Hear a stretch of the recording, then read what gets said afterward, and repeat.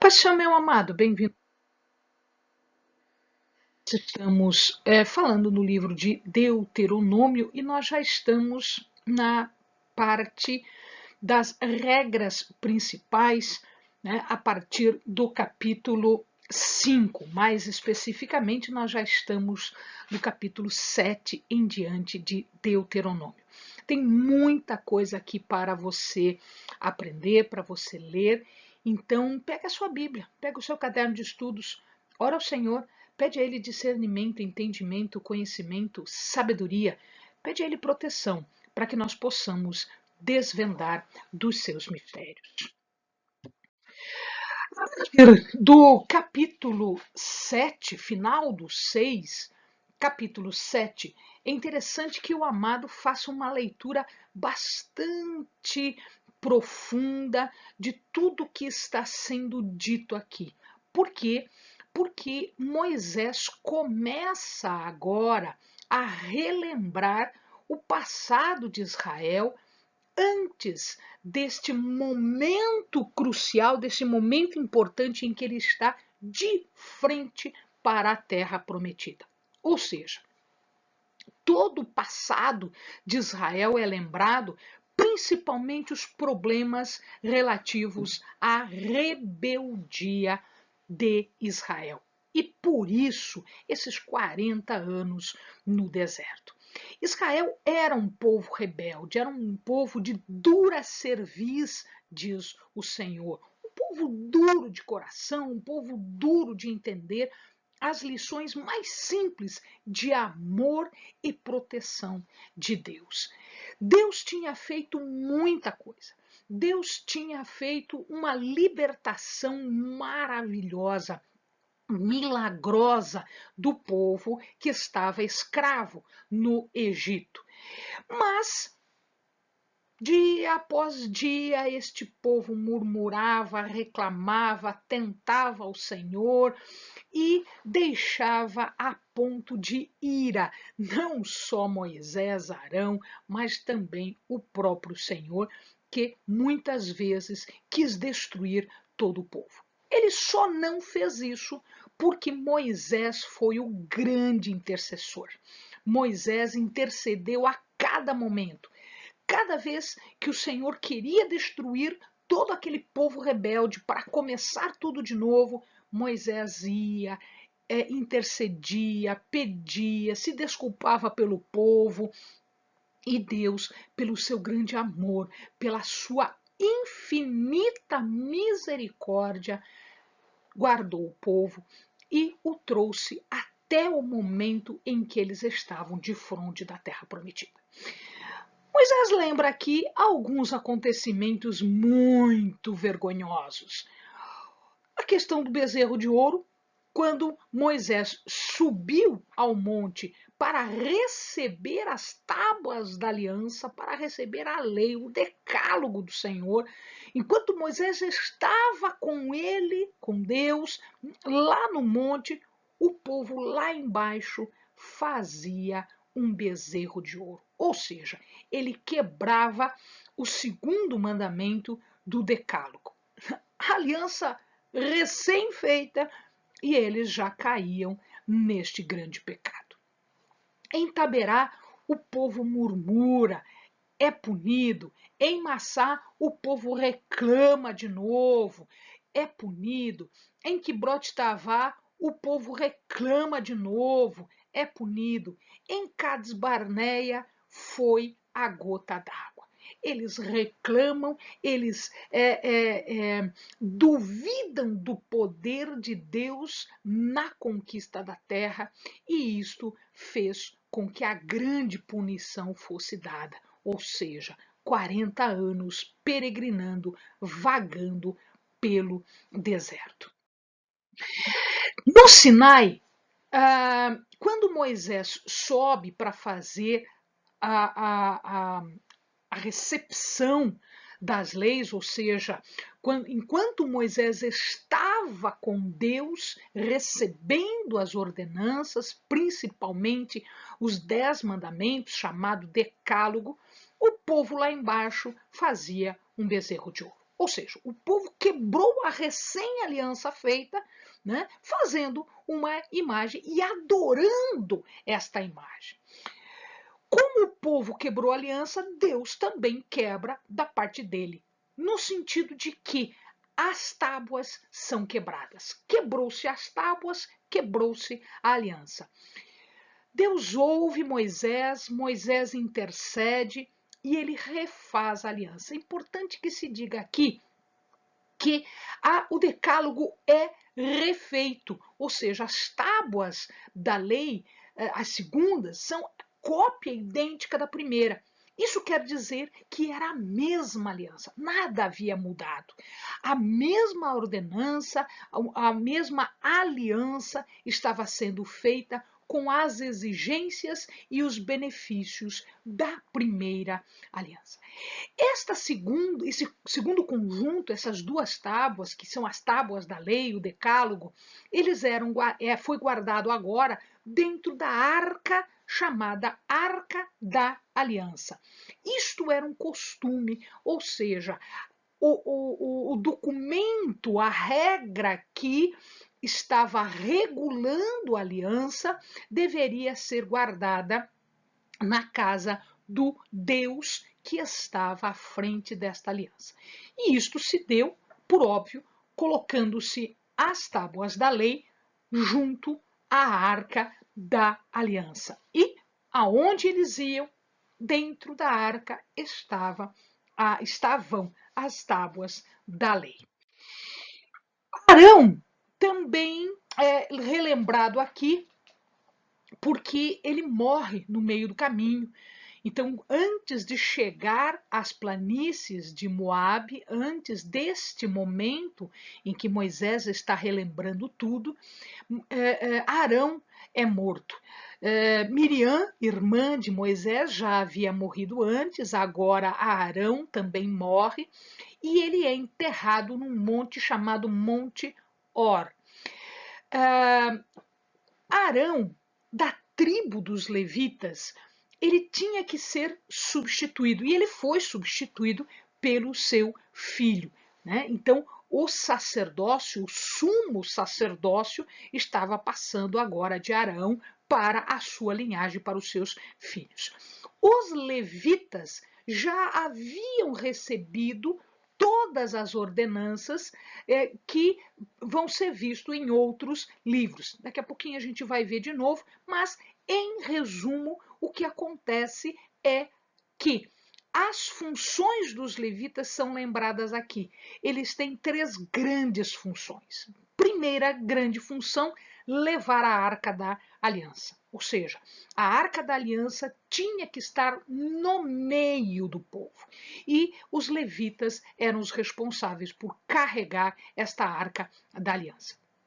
Uma grande função também era estar diante de Deus para o servir. Ou seja, eles eram os representantes, vamos dizer assim, de Deus aqui na Terra. Significa dizer que todo o ritual, todo o cerimonial, tudo que dizia respeito à adoração, louvor a Deus, era ministrado, era feito pelos levitas. Então eles estavam diante de Deus para servir a Deus, mas também estavam para ser o intermediário em relação ao povo. Então eles faziam a ligação do povo com Deus e de Deus com o povo, no sentido de que eram eles que deveriam abençoar o povo em nome de Deus, eram eles que deveriam ensinar o povo, eram eles que deveriam estar ali para fazer essa intermediação entre Deus e o povo. Ou seja, a aliança deveria ser executada, deveria ser ensinada, deveria ser preservada através da ação dos levitas. Quando o povo de Deus chega à terra prometida, eles não recebem porção nenhuma. Não há porção de terra para os levitas. Os levitas, eles apenas recebem algumas cidades, exatamente para que eles possam morar nestas cidades, habitar estas cidades. Mas eles não tinham que trabalhar a terra, eles não tinham que cuidar do gado, eles não tinham que cuidar da lavoura, da produção, oliva ou as vinhas, absolutamente nada disso. Eles não tinham nenhuma porção de terra. Por quê? Porque a porção deles era o Senhor, era o trabalho no templo, eram estas funções que nós acabamos de ver com os amados. Era essa intercessão incessante, era esta comunicação entre Deus e os homens e dos homens para com Deus. Agora, nesse ponto, Moisés começa a instar, a falar para o povo deste compromisso, mais especificamente. Então, ele fala sobre as exigências que Deus faz em relação ao povo.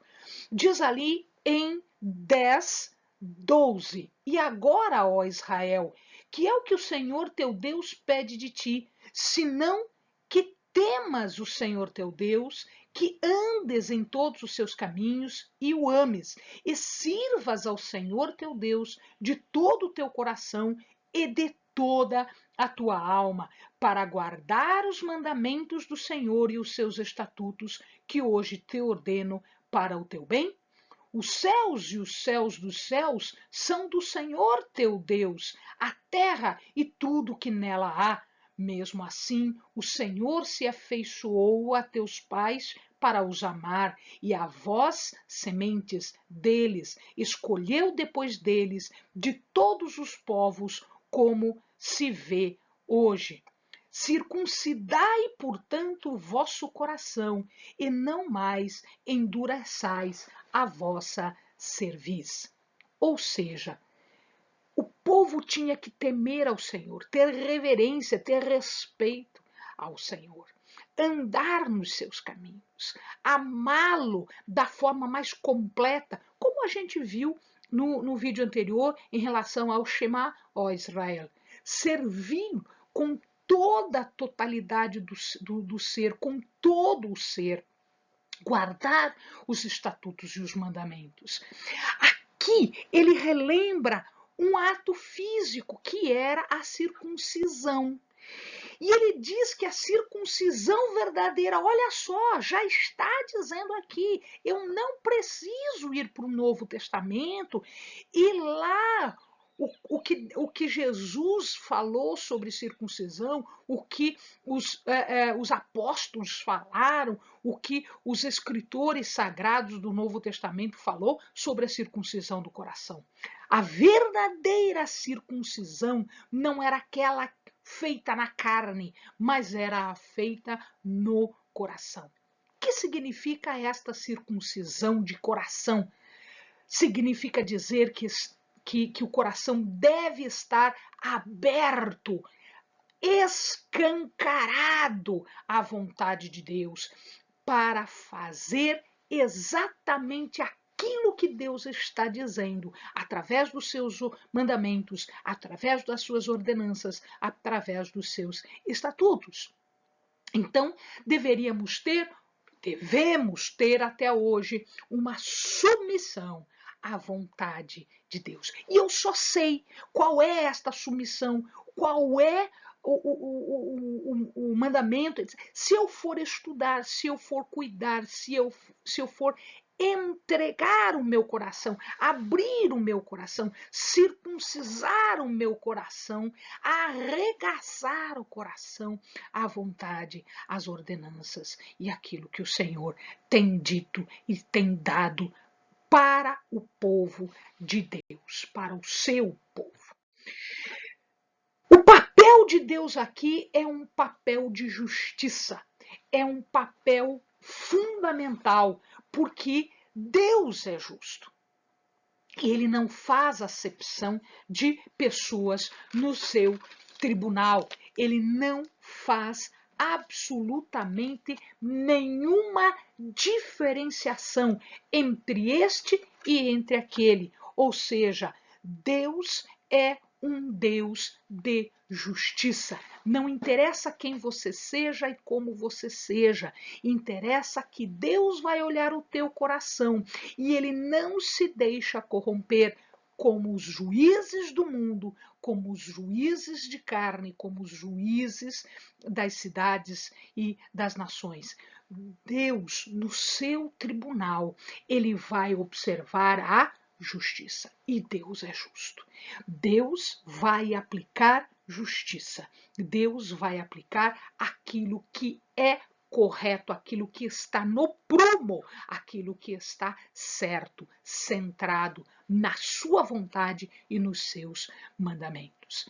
A justiça de Deus e o cuidado de Deus é estendida para os fracos, para os desvalidos, para os órfãos, para as viúvas, para os estrangeiros, ou seja, para aqueles que não podem, não têm condições de lutar por si mesmo, aqueles que não têm condições de serem tratados de forma igualitária pelos homens, porque os homens são corruptos, os homens são injustos, mas Deus é justo.